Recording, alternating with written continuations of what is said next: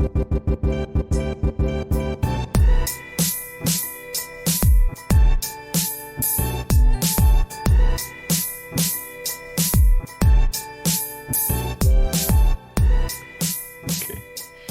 right, we live? Yep. Well. Welcome to your Everyday Rich podcast. We're your hosts. I'm Jen. And I'm Jason.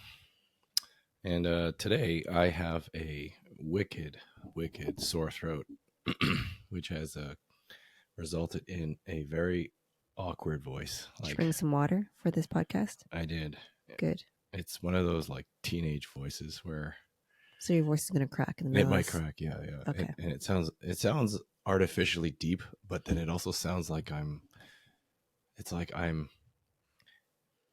having a lot of effort to talk. It sounds a bit raspy. It does, but not in a really sexy raspy. Yeah, it's not a sexy singer raspy. It's more like a rundown broken car. like a 1990 Honda We'll Civic. get through it. Excuse me. All right. But yeah, welcome to your Everyday Rich podcast, where we have everyday rich living room conversations around navigating wacky cultural norms as millennials, around money, parenting, investing, what else? Stuff. Just life in general. Yeah, life that millennials are going through right now. So really anything that's critical. So that you guys can hopefully gain some of this, these conversations and have the same conversations in your household so that you can make some everyday rich decisions.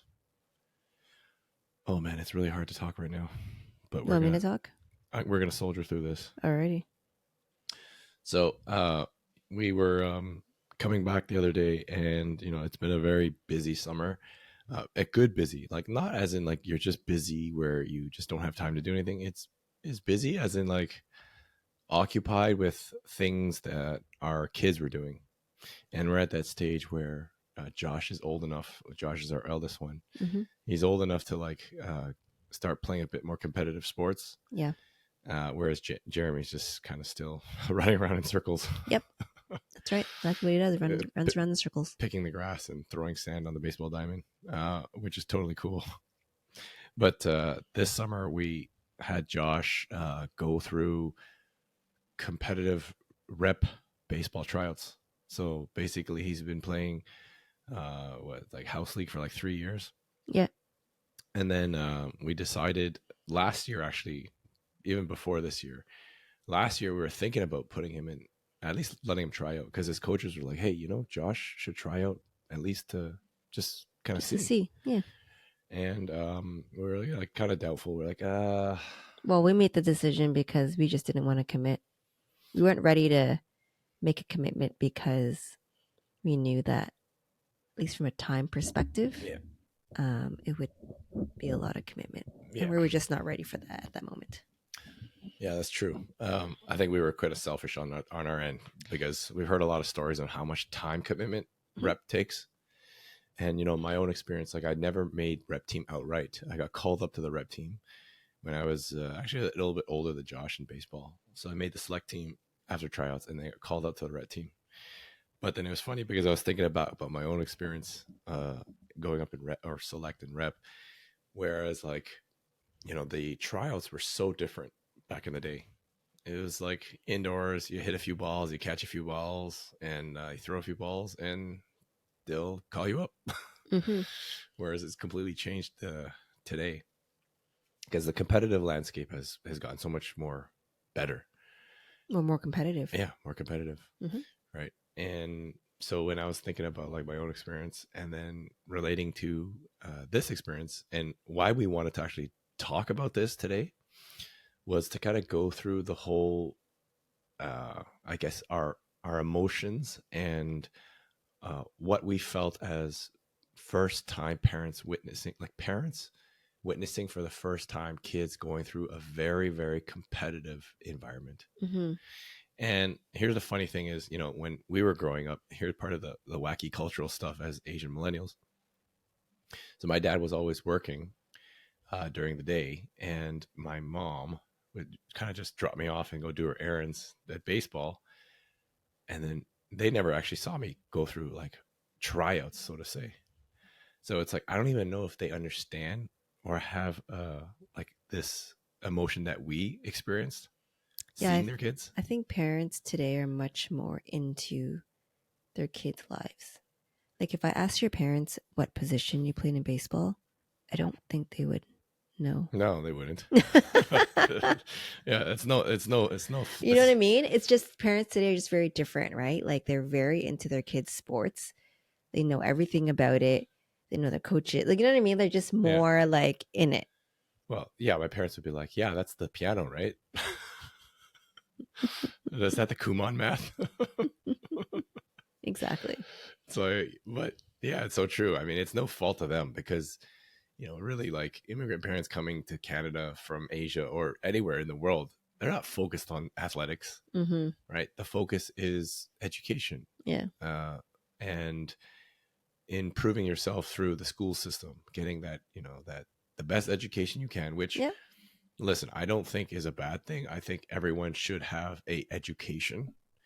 But yeah, I mean, it was always a big no-no to like try to excel at sports, Oh yeah. even though you naturally might have like, Be good at it. yeah, I've actually showed them skills. Yeah.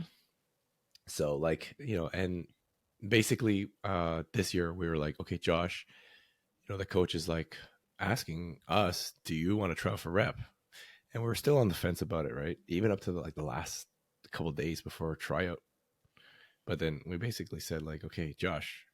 Well, even before that, we were talking. We're like, are we ready to commit if he makes the teams, Mm-hmm. right? And we're like, I are don't we? know. I Are don't we? know. I think we were on the fence for a really long time, and I think like during the summer, we also brought Josh to see a rep game. Mm-hmm. Like we had some friends who have their kids in rep baseball, so we went to one of their games just because we wanted to expose him to the caliber of players that are in these type of leagues. And then even Josh last year, he didn't know what select and rep was. He didn't know it existed, right? So this year when he went there, he's like, "Hey, what team is this?" And I was like, "Oh, this is like select rep." He's like, "What's that?" And then we explained to him like what that meant. He's like, "How come I don't? Can I go on this team?" I'm like, "You can, but you have to try out for it." He's like, "What's a tryout?" And it's funny because kids these days, up till like my son is 8 years old, and up till now, he's been playing sports, but in kind of either house league or kind of just for fun at school. Yeah, like recreational. Recreational. Yeah. So in recreational sports, everybody gets a turn. Everybody gets to be on a team, right? Yes, there is a winner and a loser, but everyone's just having fun, right? Yeah. Everyone gets a turn. Like you have to play different positions, like that kind of stuff, right? Yeah. The focus is Just not having on fun. winning. Well, it focuses on winning. Like they want to win, but at the end of the day, they're still having fun, right? Yeah. Like, and regardless of whether you're good or not good, you get a turn in the field. Yeah. Right? The coaches focus on the fun in fundamentals. Yeah. Yeah. That's what I mean, right? So I think this year was the first year he learned that there is a more competitive side of sports where you have to try out to make the team. The team only consists of the top 12 players, and you have to get chosen to be on this team, or you have to have it be a certain skill level to be on this team. Yeah. I think it was a big wake up call for him. Yeah. Or not wake up, but like eye opening Mm-hmm. in a sense where that whole participation award piece really just kind of went through the door now. Yeah. And like you were saying, it kind of exposed him to the almost a little bit outer workings of reality. Yeah. Whereas in real life, not everyone gets a turn. No. And some parents they're not gonna like that, but that's the damn truth. That's the reality. When you go interview for a job, for example, Yeah. you interview for it. Just because you apply doesn't mean you get it. You're competing against 100 other people to get the job. Same with getting into school, like getting into university, college. You don't just automatically get in. you have to Yeah. get chosen again, and either with your grades, with an essay, with an interview, whatever it is, to get into a certain school, right? So they're eventually going to be exposed to that. Like, so just having them being exposed to that in sports, I think is a good thing. Like emotionally, I think, we'll talk through it, but emotionally is something that I guess he learned and we learned with him as well, through this whole process this past month, I guess you could say. Um, but yeah, so I guess when we went to that rep game, and after we had that conversation with him, we were like, "Do you want to try out?" He's like, "Yeah, mommy, I want to try out." And then we're like, "Okay." And then we kind of left that conversation Yeah. for like a couple months because we didn't want to address it. A couple weeks. Yeah, a couple weeks. And then it came down to the end of the season, and tryouts were coming up. And then he's always reminding us, "Hey, we're going to the tryouts, right?" Like, he never forgot. Like, we told him, we kind of told him like, yeah, we're going to go try out. And he never forgot that. Like, at the end of the season, he was like, "We're going to go try out. I want to try out for Rep Select Baseball." Yeah, and like here's a sidebar about just kids and their memory. Whatever you say, they will remember the most minute detail. Yeah. Okay. And it will be like this quiet drive or whatever it is. You might be walking or randomly like just having breakfast or taking a shower, and they'll all of a sudden just stop dead and be like, "Hey, do you remember the time that you said this and that and we could do that or this?" And I'm like, "What?" Yeah. But yeah. Yeah. But yeah, it was that whole thing of, okay, well, if you want to try out, sure. And we didn't answer him directly because obviously we went back to that whole commitment of, there's a few things, right? There's a commitment of time. And here's the thing about competitive sports. If you've never been exposed to competitive sports when you were younger, or if your kids aren't in competitive sports yet, the time commitment is significant because they're actually called traveling teams. And at 7, 8 years old, these teams are traveling. They're not traveling far, but I mean, you're traveling to different cities, like they're intercity. So you're going to like the city next door or around your surrounding city versus just going up the street or within your small community to the public park. Yeah. Right. And you're going to tournaments in the States or across Ontario, and it gets really involved. It's like 4 to 5 days a week of one activity. And that's it. You can obviously tell that's exactly how they're able to get so good. Yeah. Because they just spend so much time and energy into it. Yeah. So we had to sit and talk about it one night after the kids went to bed. I remember me and you, we talked about like, are we going to put Josh through? Like, if he makes it, like, the thing is, like, I didn't want to put him through tryouts and then make the decision after. Yeah. We had to make a decision that if he was going to go to a tryout, we had already committed that if he makes the team, that he's going to be joining the team. Right. So I didn't want him to go through a tryout if we weren't on board with him being on the team. Yeah. And I think that's very important, right? It's just like anything, whether it's like with your kids or with anything in your life, you have to be committed to something like that. And like as partners here with Jen and I, first of all, we have to make sure that we're aligned. Yeah. Because one thing is like saying, okay, yeah, sure, like, one of us can take him to baseball. But there's going to be times where like I won't be able to take him to baseball. Jen won't be able to take him to baseball. And then what happens? Well, on top of that, we're thinking about Jeremy too. Yeah. If Josh is gone for 4 days, what the hell is he going to do? What is Jeremy? Jeremy's going to feel left out, right? Remember we talked about that? I'm like, we have to also, occupy Jeremy. I don't want him to just stay home. Josh has baseball this and baseball that, and he's going to be like, why do I only have, like, why do I get to just stay home? And right. So we talked about putting Jeremy in more thing. If Josh did make the select team or rep team or whatever, and he's out 4 days a week doing baseball, regardless of who drives him, we want Jeremy to also be occupied with something else, right? We put him in, if he's on a competitive sport, you put him 2 activities, 3 activities, so that he's just as occupied as Josh. Yeah. And then that time commitment even becomes, now you're stretching that time commitment, obviously, towards both kids. Yeah. All right. So then it's one of those things you have to ask yourself. It's like, just like anything, it's like this whole, you can't balance everything. It's going to be an extreme. And at that point, it's like extreme time commitments for everyone. Yeah. right? So that's something that we ask ourselves where, if you're thinking about the same thing, it's okay.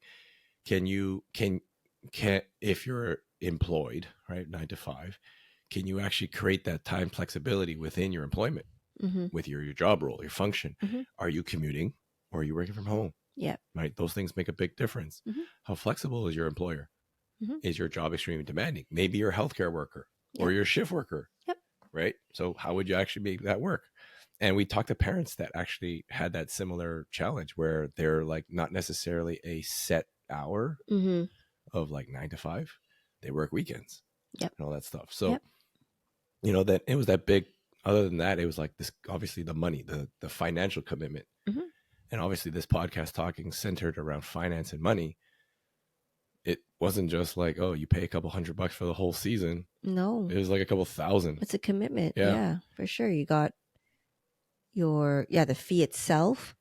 You have, uniform, shoes, and all that kind of stuff to pay for. On top of, like Jason said, if you're going away, I think, I'm not even sure, I wasn't 100% sure if the tournament's paid for by the league or you're paying it yourself, but then you got to pay for hotels. Yeah, all your lodging and travel all costs. your lodging and travel costs is on you, right? So it is a financial commitment, not just a time, but time and financial. Yeah.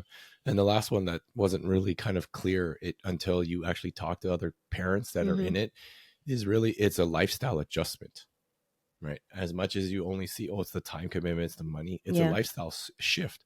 Yeah. Because now you will be seeing the other kids' parents more than you would be seeing your own friends or your own family. Yeah, where you're spending 4 to 5 days with them. So like 2 hours a day. Plus weekends. And the odd time you're just going to drop them off at practice and go do your errands. For sure. Hey, listen, we were thinking about that. We're like, yes, it's like free babysitting. Right. But really, you get to you have to essentially now tell yourself, it's like, are you okay with committing this lifestyle and sacrificing for your child's enjoyment? Yep. And it's not necessarily that they go through rep or select and they're going to make it big.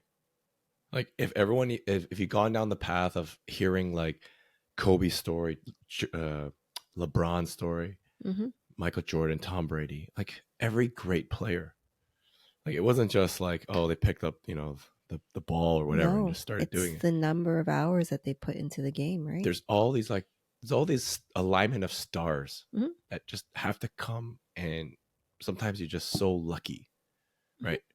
Because down the road, think about it, like you can have the best skills or whatever, and Josh any of our kids or any of our friends' kids can develop into this amazing talent, and then one injury could just ruin it all.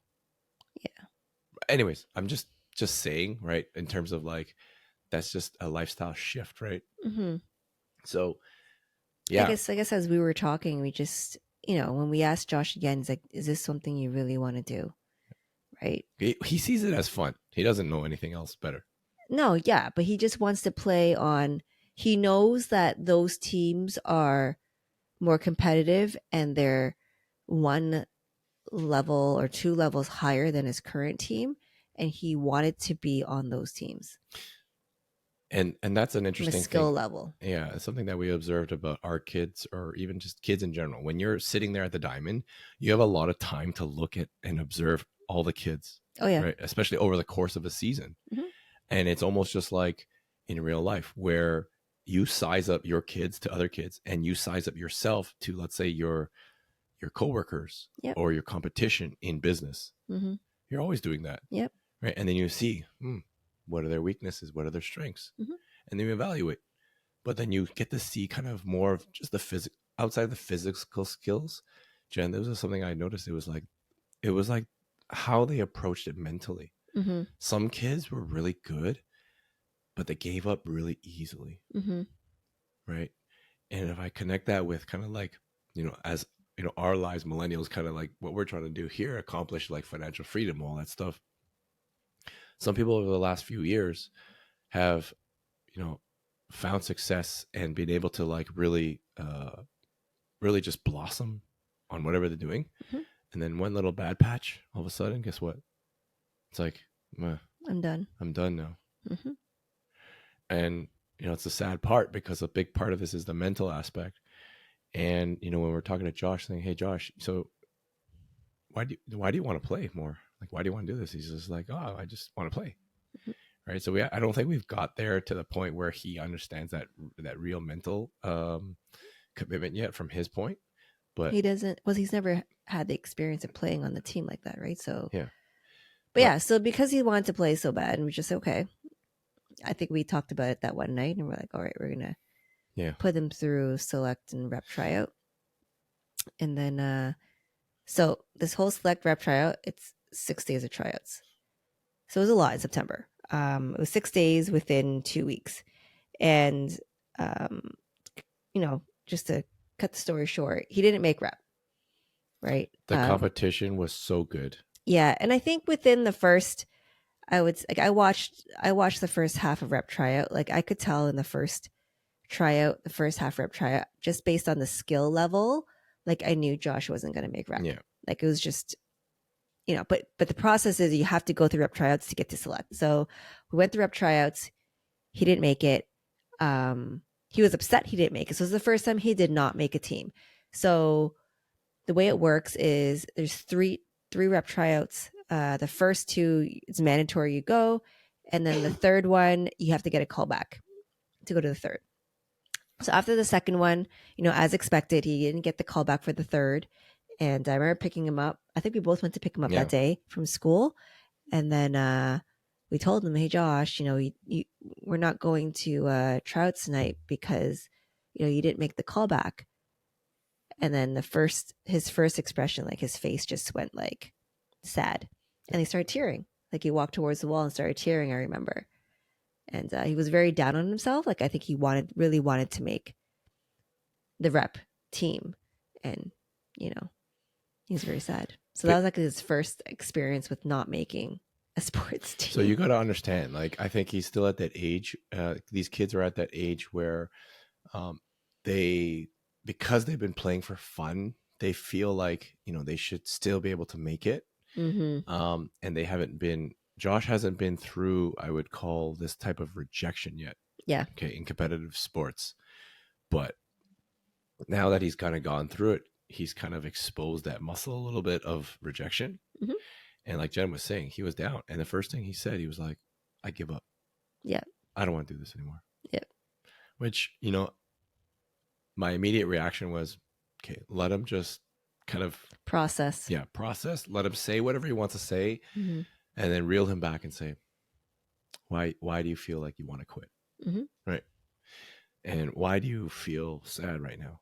And then he kind of went through a bunch of things, right? We led him with some questions of to try to help himself realize, like, what he said wasn't actually true, because he knows that he's okay, like he's got some skill, right? But he's not like all-star. But just getting him to realize that saying that I quit, is not a good thing, in a sense of, okay, well, if you want to really truly be there, quitting is not going to let you get there.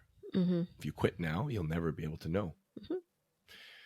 So long story short, we told him, hey, there's still 3 more tryouts for the select team. And to him, he doesn't know what the difference select. So if you don't know some context here, house is kind of like, recreational fun. Everybody gets to play.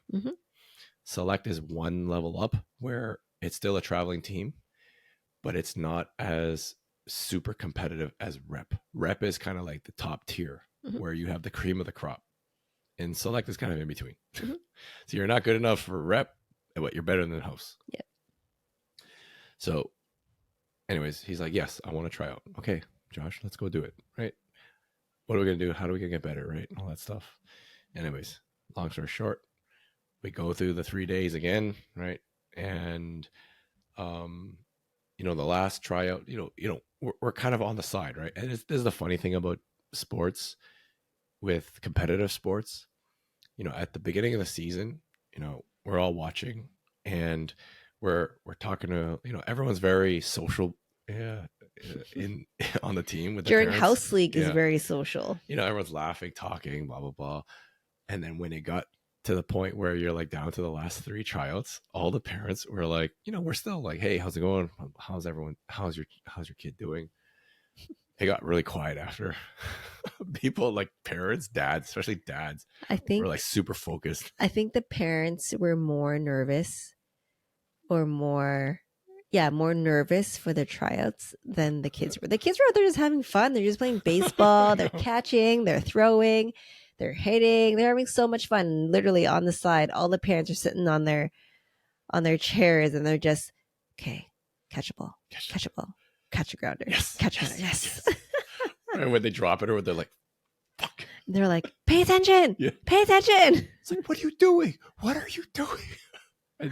And there's the downside where this kind of environment, if you've never seen it, it doesn't happen this early yet. But as the kids get older, it's really it is a sad reflection on humans and some of the parents out there, because really like some really nasty behavior comes out from both the kids and the parents, especially the parents.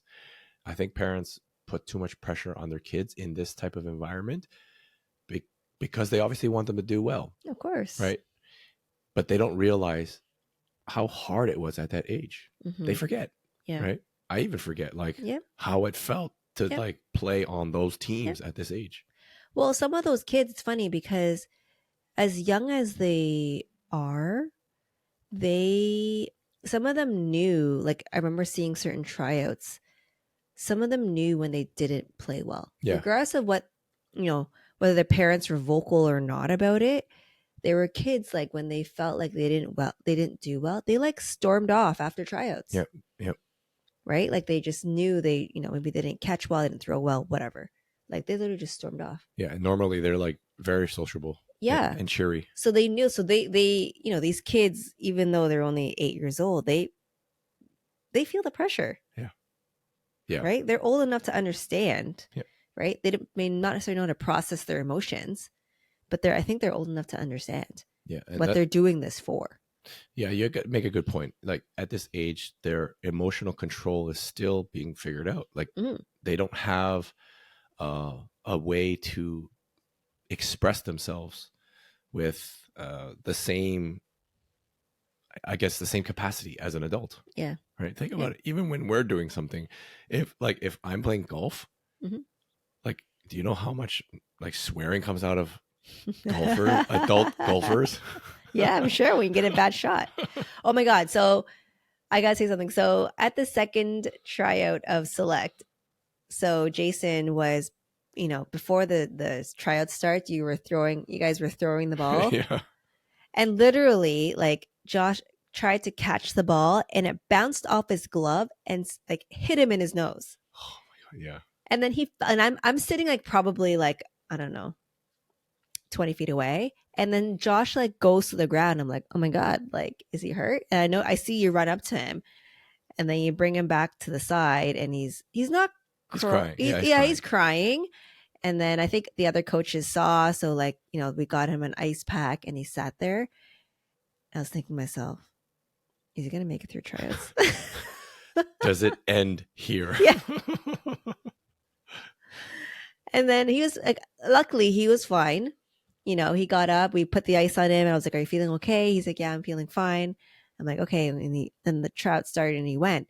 But the first 5 minutes of the tryouts, I could tell like he was a bit dragging his feet. Yeah. Like he wasn't running as fast as he normally does. I'm like, oh no. Yeah. I'm like, this is over. Yeah. Like mentally it's done. Like that's what I like. That was my first thought. Has he been shook? Yeah, we thought like he's been shook, right? Like when you get hit in the face with a baseball, you know how it feels, right? And as a kid, you're just like, I don't want to feel that feeling again. Yeah.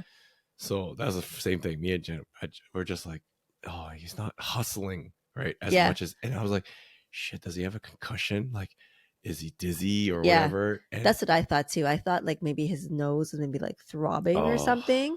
Like, when your nose hurts and it just bothers you that you can't focus on the things other than your nose. You know what I mean? Like, that's what I thought was happening. Yeah. And I was just like, oh my God, I just don't want the ball. I don't want him to miss the ball and hit his nose again. Well, that was the other thing. I thought he was gonna be afraid to catch a ball Yeah. because, like, again, when something hits your nose, something hits you, you have this fear now that's gonna happen again. So when he positions his glove, I don't know what he's going to do to like catch the ball. I was like, oh no. And this is the thing. Like us as parents, this is our first time having a kid go through this type of process. And I could tell you right now, it's quite a bit of an emotional roller coaster. Oh yeah. Because like I said, we want our kids, and you, if you're listening and you got kids, you want your kids to do the best. Yeah. Right? You don't want them to suck. And that's the thing. I've never been competitive. Like, I wasn't in competitive sports when I was a kid. So for me, like I've never been competitive that way. And even when Josh was playing house, like yeah, you're just on the side. I was just like, whatever. Like, I'm like, he did well, great. Like if he did really well, I would cheer for him. Yeah, there were a couple games he wasn't hitting well, but I was like, okay, it's fine. Like it wasn't like very emotional for me. I just, sat and watched the game and then we left and that was it, right? Like it wasn't a big deal. But this time around, like because it was a different environment, like I could feel the emotional roller coaster. like that story where, he got hit by the ball. I was like, oh no. I was like getting like, I was not panicking, but I was like starting to feel anxious. I was like, oh my God, he's not gonna do well in this tryout. Yeah, like let me say this. So Jen usually is kind of, she's on the side talking to other parents or whatever, or just, watching and just chilling. Hey, nice hit, Josh. Good catch, whatever. Yeah. And then like, halfway through the second tryout or whatever, Jen's like, yes, nice catch, Josh. All right, let's go. She's standing up. She's like, catch it, yes. Yeah, I was like, I'm normally not like this. And I looked over. I was like, who are you? Jeez, you need a chill pill or something. Oh my God. Funny. And we can fast forward some of this stuff, right? Yeah. So over the course of the next, like the final tryouts, so he did get called back. Okay. So another thing about this was that, we had another friend who their kid was a similar age trying out, and they were texting Jen and each other, like both moms. Did they get in? Did they get the call back? Did they get call back? And it's like, when you get the call back, you're like, yes, you get this like weight lifted off. Oh yeah. We felt more nervous for Josh, like seeing his number than obviously him because he's sleeping. But anyways, long story short, like, we get called back to the final tryout. Josh has like the game of his life. Like he played amazing. Okay. And I'm not boasting just because he's my kid. He actually did really good for kind of his skill level. So he played the best game that he could I have seen in a lot all season. All season. Yeah. Like, anyways, and then we get to it. But I also noticed all the other kids played really well too. Really good. Yep. Like everyone just picked up the skill level. The competition just picked up a notch. It was just like, all of a sudden all the kids were like, oh yeah, okay, check here. It's like, I raise you. I raise you. I re-raise. Like, okay, I re-raise your grounder and I, go all in on this wicked catch. Yeah. It's like, whatever.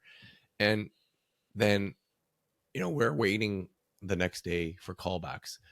And we had a good feeling. Like, we had a pretty good feeling. Because the thing is, like you said, you can kind of observe, like, who are the top 6, top 8 kids. Like, they're in for a lock. Yeah. Those kids are just phenomenal. Yeah. And you're like, okay, well, between the, the last remaining, I don't know. That's where Josh was, I feel like. He was kind of in the middle of the pack. Yeah. And we're like, okay, yeah, but, he played good. So he might have a good chance.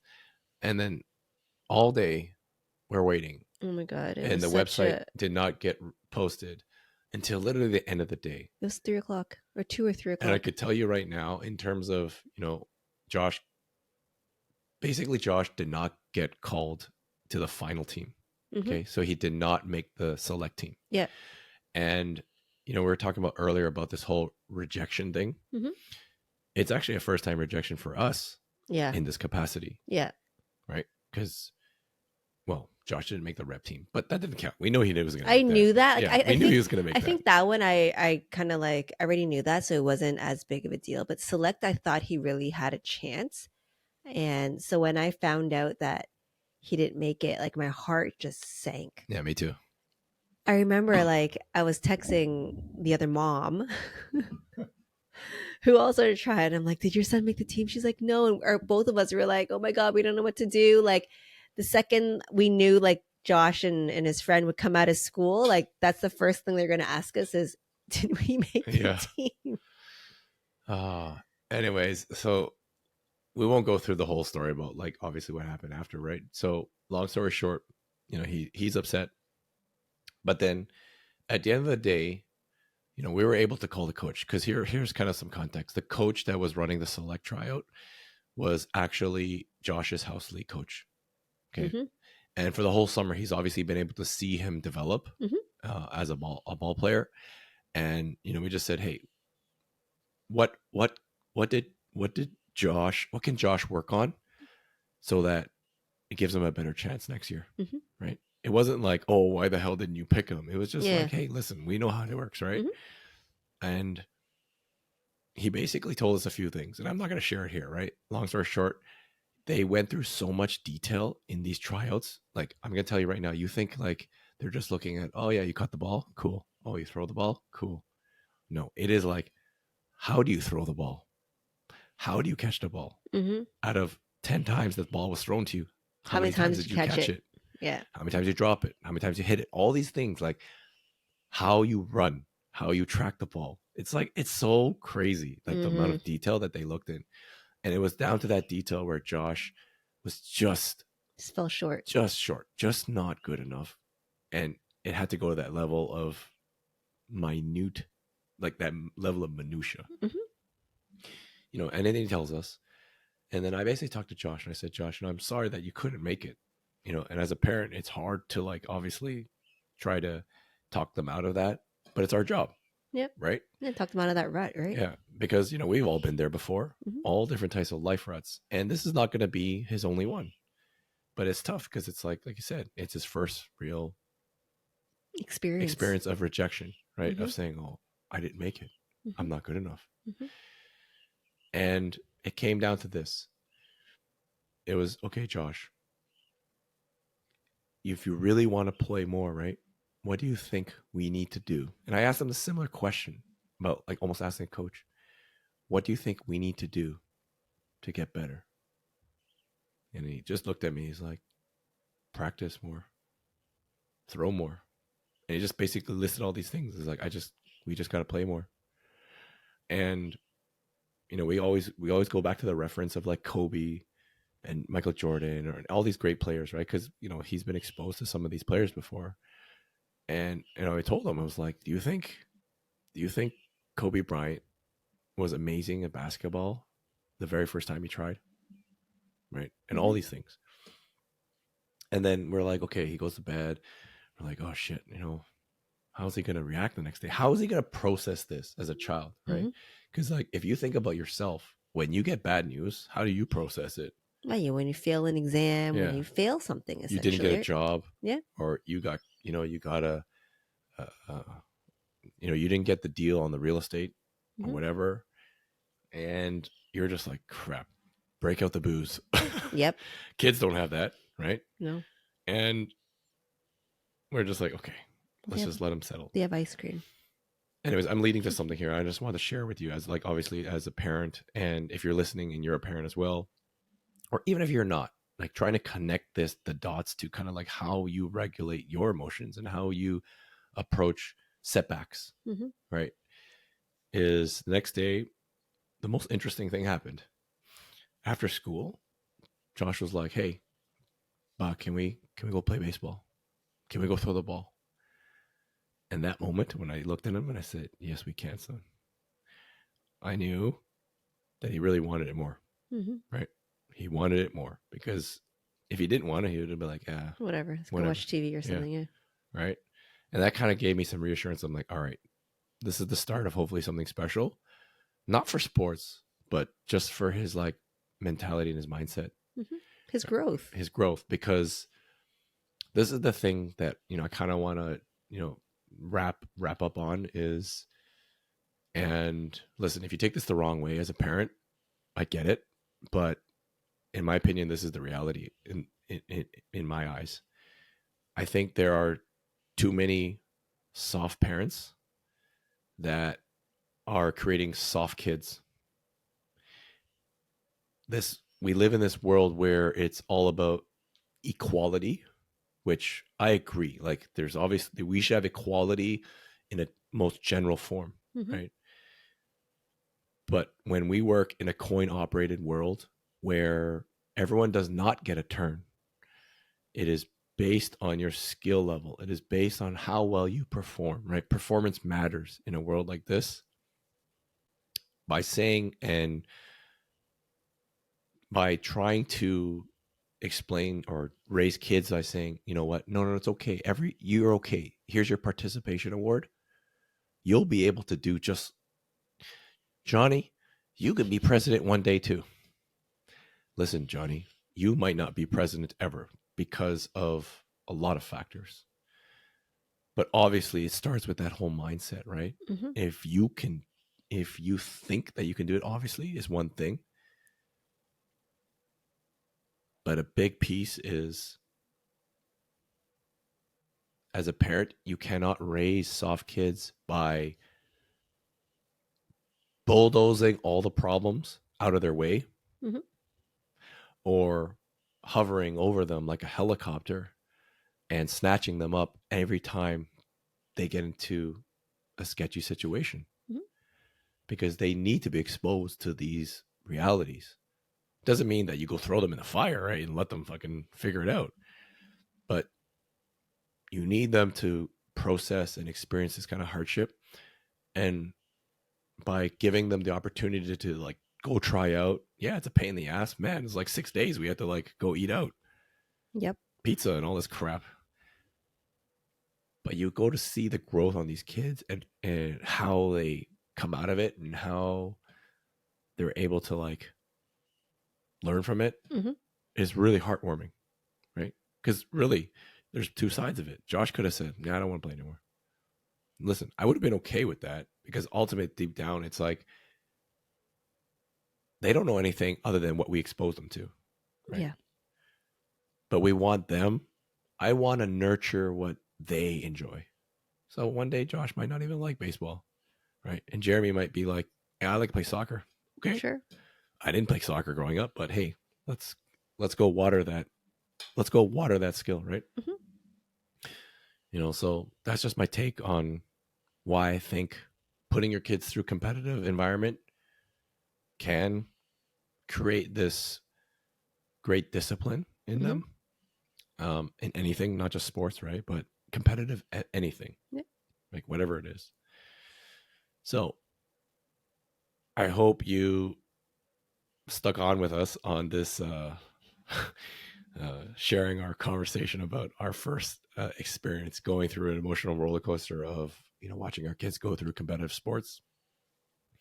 And the whole point was we just wanted us to share the feelings that we went through and how we're trying to connect the dots a lot to, where when we were growing up, we didn't have this, me personally, and Jen obviously didn't go through like competitive sports, but we didn't have the involvement from our parents. Not saying that, it is what it is, but we don't know what that feels like. And no idea.